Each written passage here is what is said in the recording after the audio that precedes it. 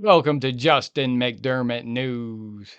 Police accountability, civil rights education, YouTube videos. Holding corrupt government officials accountable, exposing government waste. Don't forget to like and subscribe. Today we're talking about the Michigan DNR officers gassing to death Canada geese. Not First Amendment auditors, not YouTube creators, not citizen journalists. Michigan DNR officers gassed to death Canada geese.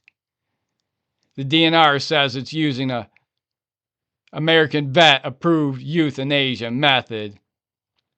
Some people are upset, saying it's inhumane what the Michigan DNR are doing to the waterfowl in Michigan. When it comes to problematic nuisance geese, the Michigan DNR will now euthanize them by gassing them to death on site. The Michigan DNR officers will round the geese up and then gas them on site.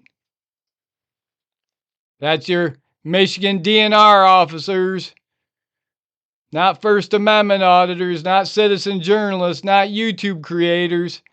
Michigan DNR officers, your heroes, gassing to death Michigan waterfowls, gassing to death Canada geese. And that's all for now. Don't forget to like and subscribe for police accountability, civil rights education, YouTube videos, and I'll see you on the next one.